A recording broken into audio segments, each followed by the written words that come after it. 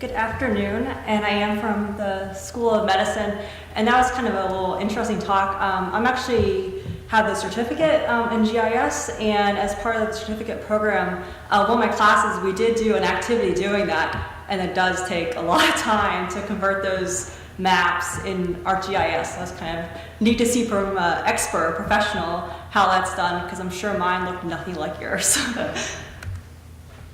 So as part of the MOAFs, that's a Missouri Adolescent Female Twin Study, and that's being done in the Department of Psychiatry for about the last 20 years. It's been a, I believe, NIH-funded grant, and they have recruited, basically, I believe they've gone after all of Missouri female twins in the state that were born between 1975 and 1985.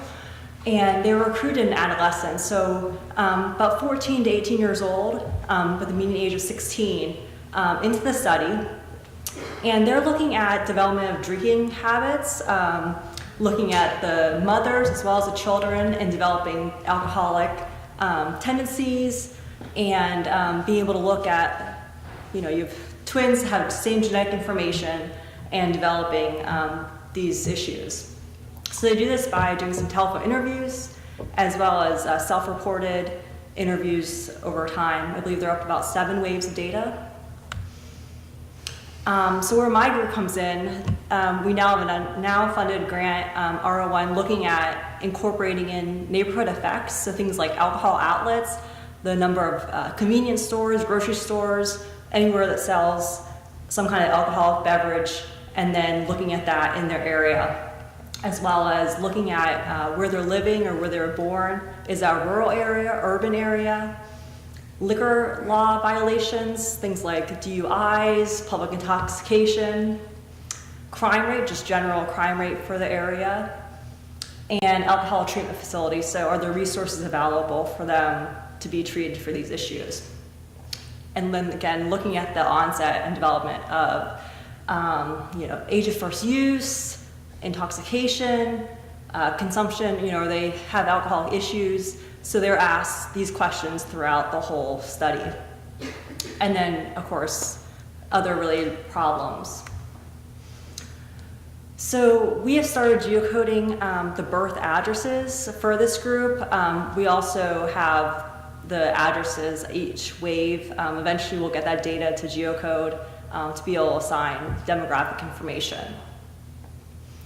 The birth addresses are from the birth certificate, so this is the address that the parents reported at birth, and then at the other wave points, it's a self-reported, I believe it's from payment information. And we received 6,263 addresses. And quick show of hands, how many people have geocoded data before? Okay. So we use a program called ZP4. It's an amazing little package. I think it's about $100. And basically it'll standardize your addresses for you. So you can put something in here like 66 Primacy, Memphis, and they'll say, oh, okay, that's, this is the zip code, this is the state, and that's actually Primacy Parkway, versus Avenue. And by looking at the street and also the house number, they can assign the information. So we do that, and then we geocoded the data, and we had 27% match rate, things that matched their zip code or unmatched. And we had some things that were bad addresses, misspellings, things like that. Zip codes weren't matching up with the street address. Then there was things like general delivery, and then a zip code, PO boxes.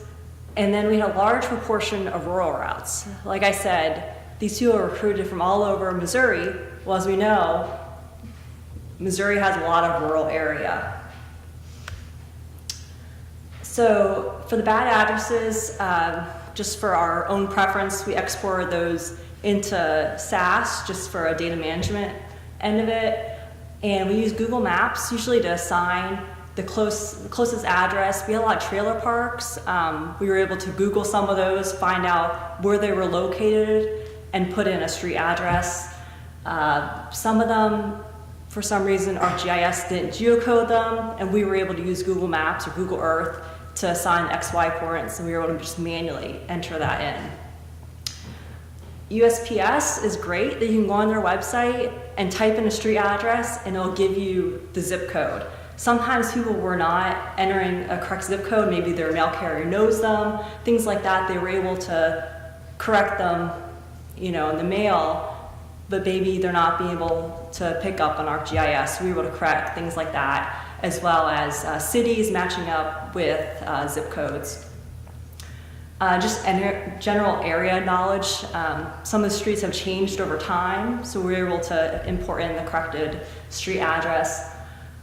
Anyone that's done geocoding and has had to go back to fix addresses, this is a time-intensive thing. I can't tell you how long it took me to do 400 addresses. Hours and hours and hours. And then for the general delivery and PO boxes, we decided just to assign the post office box or post office address in that area. We assumed if they had a PO box, they come there, they probably live somewhere in that general area. So 17% of our total sample were rural routes. We want to be able to incorporate in the demographics in that area, and we thought, what can we do? We really want to improve this. ZP4, one thing I hadn't mentioned yet, is that ZP4 uses the E911. And I believe in 1995, all rural addresses were assigned an actual street address for the 911 system. Our addresses are from like 1975, 1985, and some of these don't match up. ZP4 still wasn't able to correct these addresses. So we started looking into carrier routes. This would be the mail carrier routes that the post office uses. Maybe you could go to post office and get a paper map. I'm not sure if you can get electronic versions of them or not. But we thought maybe we can go on to USPS and just look at, they have something called Every Door Direct Mail, which is a commercial service. And academia, we don't have the money to buy things. So we thought, we can just look at these maps and we can just look at ArcGIS and we can just say, okay, this is the centroid of that carrier route. Again, very time intensive, precision. You might have multiple people on the same rural route. You'd have to do this all at the same time. 1,700 addresses, this is going to take us too long. So we started looking into commercial places, vendors that would sell carrier routes. People are happy to sell you things, a couple $1,000, thought this will work. Well, then we found out availability. Hi, I would like to buy this data. Okay, sure, I have the data from 2011. Oh, nothing from 1980? No, sorry. So then we found someone else said 2008. So we considered this for a little bit, and then we realized this isn't going to be accurate. Carrier routes probably don't change that much in the rural areas, but if we're going back 30 years, this probably is not going to be the best decision for us. So we basically decided we're going to have to just go with zip code. This is kind of the best thing that we're going to be able to do, so we decided that the rural routes are actually going to be assigned to zip codes, and this is our kind of final percentages. So we have 19%, almost 20% that are going to be geocoded to the zip code level. As you can see, a kind of handful of them were the manual addresses that we just typed in XY. This is kind of where we're at right now. Eventually we'll get the next round of data and we'll be able to geocode them, and hopefully we're assuming a lot more people are going to live in urban areas due to being a little older. People are moving out of the rural areas if they're in school, things like that. Just want to say thanks to my coworkers, Jim Struthers, he's a great resource over at the School of Medicine in my group, and Min and the Heath Lab, they're the ones in the psychiatry that are running the study. Thanks so much.